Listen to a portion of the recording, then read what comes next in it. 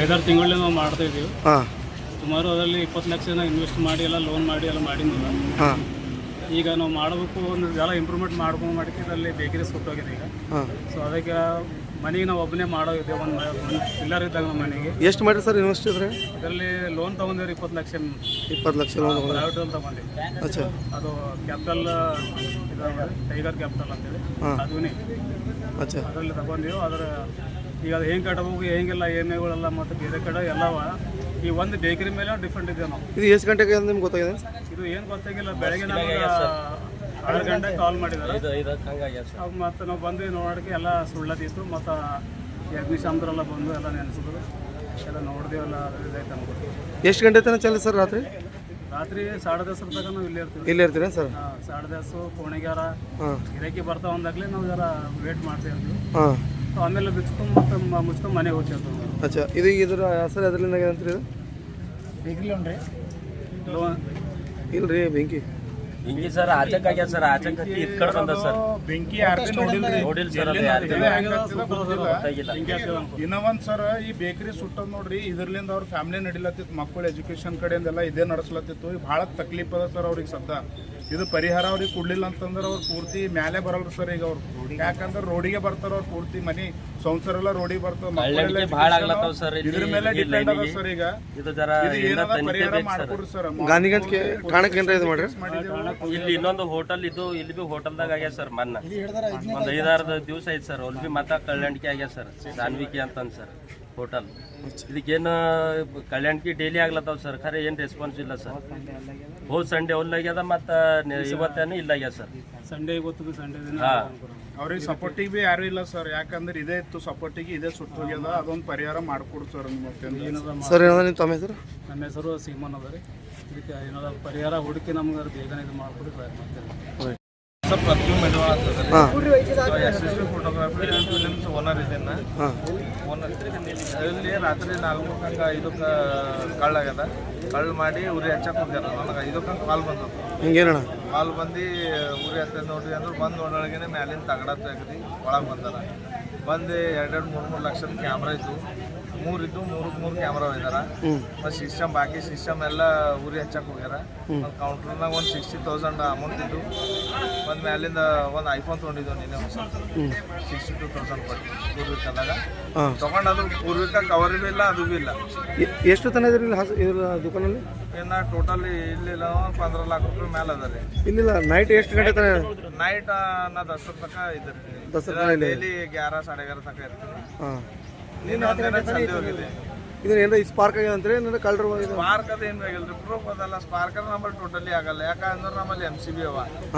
ಜರ ಬಿ ಒಂದು ನಮ್ಮಲ್ಲಿ ಓವರ್ಲೋಡ್ ಆಯ್ತು ಅಂದ್ರೆ ಬಿ ಟ್ರಿಪ್ ಆಗೋಯ್ತು. ಅಚ್ಚಾ, ಟೋಟಲಿ ಓಟ್ ಸೇಫ್ಟಿ ಮಾಡಿಕ್ಕಿನ್ನ. ಯಾಕಂದ್ರೆ ನಂದು ಹೆವಿ ಸಿಸ್ಟಮ್ಗಳವ. ಹಿಂದ್ಗಡೆ ಬಂದು ಮೇಲ್ಗಡೆ ಏರಿ ಹಿಂದೆ ಗಿಡ ಹಿಡ್ಕೊಂಡು ಏರಿಂದ ಕಳ್ಳೋರು ಗಿಡ ಎಲ್ಲ ಮುರಿದೋಗ್ಯಾವ. ಮತ್ತೆ ಹಿಂದೆ ತಪ್ಪನದೆಲ್ಲ ತುಳಿದಿಂದು ನಿಶಾನಗಳವ.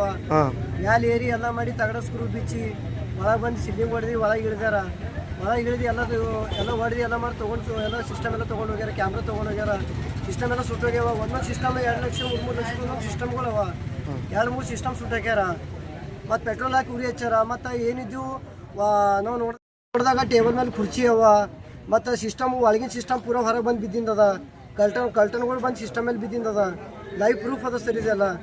ಮತ್ತು ನಿನ್ನ ಹುಡುಗ ಏನು ಮಾಡ್ಯಾನ, ಒಂದು 16 ಮೊಬೈಲ್ ತೊಗೊಂಡಿನ ಐಫೋನು. ಅದು ಮೊಬೈಲ್ ತೊಗೊಂಡು ಹೋಗ್ಯಾರ. ಚಾರ್ಜರ್ ಇಟ್ಟು ಹೋಗ್ಯಾರ, ಬಟ್ ಮೊಬೈಲ್ ತೊಗೊಂಡು ಹೋಗ್ಯಾರ. ಮತ್ತು ಅದು ಏನಪ್ಪ ಅಂತಂದ್ರೆ ಪೆಟ್ರೋಲ್ ಹಾಕಿ ಸುಟ್ಟಿನ ಒಂದು ಸಣ್ಣ ಬಾಟಲ್ ಬಿದ್ದಿಂದದ ಇಲ್ಲಿ.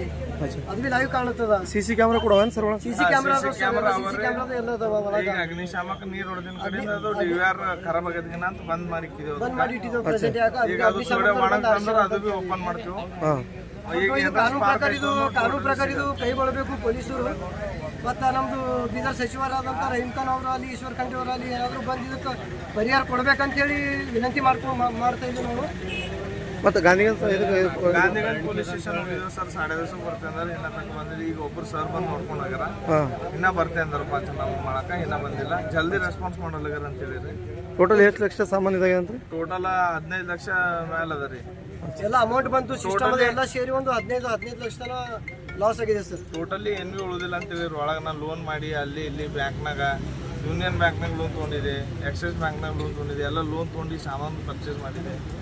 ಇನ್ನು ಅದು EMI ಕಟ್ಟೋದೇ ಪ್ರಾಬ್ಲಮ್. ಈಗ ಇದ್ದಿನ ಸಾಮಾನುಗಳೇ ಮತ್ತೆ ನಿನ್ನೆ ನೈಟು ಆರ್ಡ್ರಿಗೆ ಹೋಗಿರೋ ಹುಡುಗರು ಆರ್ಡ್ರ್ ಮುಗಿಸ್ಕೊಂಡು ಬಂದಿರೋ. ಆರ್ಡ್ರ್ ಮುಗಿಸ್ಕೊಂಡು ಬಂದು ಏನು ಮಾಡಿದ್ರು, ಕಸ್ಟಮರ್ ಕೊಟ್ಟಿದ್ದು ಒಂದು 60,000 ರೂಪಾಯಿನ ಕ್ಯಾಶ್ ಇಟ್ಟಿರು ತಂದು, ಅದು ಕ್ಯಾಶ್ನು ತೊಗೊಂಡೋಗ್ಯಾರ. BC ಅಮೌಂಟ್ ಏನೋ ಇದ್ದೀವಿ ಅಂತ ಅವ್ರು ತೊಗೊಂಡೋಗ್ಯಾರ ಅಮೌಂಟು. BC ಅಮೌಂಟ್ ತೊಗೊಂಡಿದ್ರು, ಅಷ್ಟು ಅಮೌಂಟ್ ಎಲ್ಲ ಇದಾಗ್ಯಾವ ಸರ್. ಅದು ಏನದ ಪರಿಹಾರ ಕೊಡಿಸ್ಬೇಕು ಗೌರ್ಮೆಂಟ್, ಇದಕ್ಕೆ ಸಚಿವರದೆಲ್ಲ ಇದು ಮಾಡಬೇಕು. ಮತ್ತು ಬಾಜು ಬೇಕ್ರಿನೂ ಇದು ಆಗ್ಯದ ಸರ್, ಅದು ನೋಡ್ಬೋದು ನೀವು. ಅಲ್ಲಿ ಬೇಕ್ರಿನೂ ಕಳ್ತನ ಆಗ್ಯದ, ಅದು ಭಾಳ ಲಾಸ್ ಆಗ್ಯದ ಬೇಕ್ರಿ ಅವ್ರದ್ದು. ಅದು ಕೂಡ ಇದರಿಂದ ಇದಾಗಿದೆ ಅಂತ? ಹಾಂ, ಇದರಿಂದ ಅದಾಗಿದೆ ಸರ್. ಇದರಿಂದ ಇದು ಉರಿ ಹತ್ತಿಂದ ಅದರಿಂದ ಇದಾಗಿದೆ ಕಂಟಿನ್ಯೂ. ಅದು ಎಲ್ಲ ಲೋನ್ ಗೀನೆಲ್ಲ ತೊಗೊಂಡು ಮಾಡ್ಕೊಂಡಿದ್ದದ. ಪಾಪ ರೀಸೆಂಟಾಗಿ ಹಚ್ಚಿಂದದ. ಅವ್ರಿಗೂ ಏನಾದರೂ ಪರಿಹಾರ ಕೊಡಿಸ್ಬೇಕು ಸರ್ಕಾರದಿಂದ ಅಂತ ವಿನಂತಿಸ್ತಾ ಇದ್ದೀವಿ ಸರ್ ನಾವು. ನಮ್ಮ ಹೆಸರು ಸರ್? ನನ್ನ ಹೆಸರು ಕಿರಣ್ ಕುಮಾರ್ ಅಂತ ಸರ್. ನಿಮ್ಮ ಹೆಸರು? ನನ್ನ ಹೆಸರು ಪೃಥ್ವಿ ಮಡಿವಾಳ ಅಂತದ ಸರ್. ದುಕಾನ್ ಮಾಲೀಕ? ದುಕಾನ್ ಓನರ್ ಇದೆ, ಯಶಸ್ವಿ ಫೋಟೋಗ್ರಾಫಿ ಅಂತ. ಇನ್ನು ಇಷ್ಟು ಸಾಲ ಮಾಡಿ ಹಾಕಿನ ಕಬಿ ನಾವು ಪೂರ ಇದು ಮಾಡಿಕ್ಯಾರ. ಇನ್ನು ಅದ್ರಲಿಂದ EMI ಕಟ್ಬೇಕು. ಈಗ ಅವೇ ಇಲ್ಲ ಅಂದ್ರೆ ನಾನು ಹೆಂಗೆ ಮಾಡ್ಬೇಕು ಅದು EMI ಹಂಗಾರ ಮಾಡಿ ಪರಿಹಾರ ಮಾಡ್ಬೇಕಂತ ಎಲ್ಲರಿಗೂ ವಿನಂತಿ ಮಾಡ್ತೀನಿ. ಮತ್ತು ಅದೇ ಏನದ ಕಾನೂನು ಪ್ರಕಾರ ಎಲ್ಲ ತನಿಖೆ ಮಾಡಿ ಅವರಿಗೆ ಯಾರ ಅಂತೂ ಗೊತ್ತು ಮಾಡ್ಬೇಕು. ಪದೇ ಪದೇ ಕಳ್ತನ ಆಗ್ತಿದ್ರು ಸರ್ ಈ ಏರಿಯಾದಲ್ಲಿ. ಈ ಏರಿಯಾದ ರೌಂಡಿಂಗ್ ಇಲ್ಲ. ರೌಂಡಿಂಗ್ ಇದ್ರೂ ಯಾರ ಸಡೆಗಾರ ತಕ ಬಂದು ಹೋಯ್ತಾರೆ. ನಾವು ಇದ್ರೊಳಗೇನೆ ಬರ್ತಾರೆ. ನಾವು ಹೋಗಿನ ಬಾದ್ ಯಾರು ಭೀನೇ ಬರಲ್ಲ. ಕಾನೂನು ಪ್ರಕಾರ ಎಲ್ಲ ಮಾಡಬೇಕು. ಈಗ ಇನ್ನೊಬ್ರಿಗೆ ನುಕ್ಸಾನ್ ಆಗ್ಲತ್ತು. ಈಗ ಬಾಜು ಮೊನ್ನೆ ಒಂತಲ್ಲಿ ಹೋಟೆಲ್ ಆಯ್ತು. ಈಗ ನಮ್ಮ ಬಾರಿ ಈಗ ಗೊತ್ತು ಬಂದದ. ಈಗ ಮತ್ತೆ ನಾಳೆಗೆ ಯಾರಿಗೆ ಬರ್ತಾರೆ. ಈಗ ಹಿಂಗೆ ಬಿಟ್ರೆ ಹಂಗೆ ಕಂಟಿನ್ಯೂ ಆಗ್ತಾ ಇರ್ತದ. ಇದಕ್ಕೆ ಏನಾರ ಮಾಡ್ಬೇಕಂತ ಹೇಳ್ತಾ ಇದ್ದೀನಿ. ಅರವಿಂದ್ ಸರ್ ಇಲ್ಲೇ ಇರ್ತಾರೆ ನೋಡ್ರಿ. ಗಂಟೆಗೆ ಗೊತ್ತಾಯ್ತು ಯಾರೋ ಕಿಡಿಗೇಡಿಗಳು ಬಂದು ಬೆಂಕಿ ಹಚ್ಚಿದ್ದಾರೆ ಸರ್.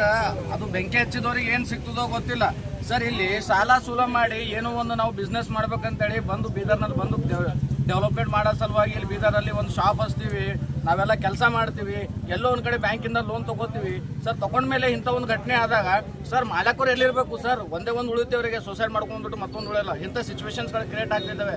ಪೊಲೀಸ್ ಡಿಪಾರ್ಟ್ಮೆಂಟ್ ಏನು ಮಾಡ್ತಿದೆ ಅಂತ ಗೊತ್ತಿಲ್ಲ.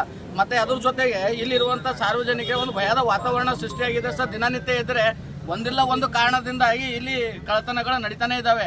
ಎಷ್ಟೋ ರೀತಿಯಾಗಿ ಜಿಲ್ಲಾಡಳಿತ ಆಗಲಿ ಮತ್ತೊಬ್ಬರಾಗಲಿ ಇಲ್ಲಿ ಯಾವುದೇ ರೀತಿಯ ಒಂದು ಶಿಸ್ತಿನ ಕ್ರಮಗಳನ್ನು ಕೈಗೊಳ್ಳದೇ ಇರುವುದೇ ದೊಡ್ಡ ಕಾರಣವಾಗಿದೆ ಸರ್. ಮತ್ತು ಇದ್ರ ಜೊತೆಗೆ ಕೆಲವು ದಿನಗಳ ಮುಂಚೆ ಇಲ್ಲಿ ಸಾಮಾನ್ಯವಾಗಿ ಕಳ್ಳತನಗಳು ನಡೀತಾ ಇದ್ದಾವೆ ಸರ್. ಒಂದಿಲ್ಲ ಒನ್ನೋರ್ ಅದರ್ ವೇ ಇಲ್ಲಿ ಕಳ್ಳತನ ನಡೀತಾ ಇದ್ದಾವೆ ಸರ್. ಏನು ಮಾಡ್ಬೇಕಂತ ನಮಗೆ ಹೇಳಬೇಕು. ಈಗ ಇವರಿಗೆ 15 ಲಕ್ಷ ಸರ್. ಒಬ್ಬ ಮಿಡಲ್ ಕ್ಲಾಸ್ದವನಿಗೆ 15 ಲಕ್ಷ ಯಾವ ಮೈನೆ ಇರುತ್ತೆ ಅಂತ ನಿಮಗೆಲ್ಲ ಗೊತ್ತಿರ್ಬೇಕು ಸರ್. 15 ಲಕ್ಷ ರೂಪಾಯಿ ಅಂದರೆ ಅವನು ಜೀವನ ಪೂರ್ತಿ ಕಮಾಸಿದ್ದೆಲ್ಲ ಅದರಲ್ಲೇ ಹಾಕಬೇಕಾಗುತ್ತೆ. ಆದರೆ ಅಂಥ ಸಂದರ್ಭದಲ್ಲೂ ಕೂಡ ಇವರು ಯಾರು ಬರೋಕ್ಕೆ ರೆಡಿ ಇಲ್ಲ. ಯಾರು ಇಲ್ಲಿ ಪರಿಹಾರ ಕೊಡೋದಿಲ್ಲ. ಬಂದಾದರೂ ಹೋಗಿ ಸಾಂತನಾದರೂ ಹೇಳೋದಿರುತ್ತೆ ಅಲ್ಲ ಸರ್. ಯಾರು ಬರೋಕ್ಕೆ ರೆಡಿ ಇಲ್ಲ. ಈ ವ್ಯಕ್ತಿ ಪಾಪ ಸಾಲ ಸೂಲ ಮಾಡಿ ಇವ್ನ ಜೀವನ ಹೆಂಗೆ ನಡಿಬೇಕು ಸರ್? ಮುಂದೆ ಇವನು ಹೆಂಗೆ ಮಾಡಬೇಕು ಅದ್ರ ಬಗ್ಗೆ ಚರ್ಚೆ ಯಾರು ಮಾಡೋಕ್ಕೆ ರೆಡಿ ಇಲ್ಲ. ಸೊ ನಾನು ಸರ್ಕಾರದಲ್ಲಿ ವಿನಂತಿಯಿಂದ ಕೇಳ್ಕೊಳ್ತೀನಿ, ಜಿಲ್ಲಾಡಳಿತಕ್ಕೂ ಕೇಳ್ಕೊಳ್ತೀನಿ, ಈ ವ್ಯಕ್ತಿಗೆ ಏನು ಪ್ರಾಬ್ಲಮ್ ಆಗಿದೆ ಇಂಥವ್ರನ್ನ ಬೆಳೆಸುವಂಥ ಕೆಲಸ ಆಗಬೇಕು. ಅವರಿಗೆ ಕಂಪನ್ಸೇಷನ್ ರೂಪದಲ್ಲಿ ಎಷ್ಟು ಲಾಸ್ ಆಗಿದೆ ಅದಕ್ಕೆ ಪರಿಹಾರ ಕೊಟ್ಟು ಅವರನ್ನು ಮತ್ತೆ ರೀಎಸ್ಟಾಬ್ಲಿಷ್ ಮಾಡೋಕ್ಕೆ ಹೆಲ್ಪ್ ಮಾಡಬೇಕಾಗಿ ನಾನು ಜಿಲ್ಲಾಡಳಿತದಲ್ಲಿ ವಿನಂತಿಸಿಕೊಳ್ತೀನಿ. ಅರವಿಂದ್ ವಿ ಸುಂದರ್ಕರ್, ಕರ್ನಾಟಕ ವಿದ್ಯಾರ್ಥಿ ವೇದಿಕೆಯ ಜಿಲ್ಲಾಧ್ಯಕ್ಷ.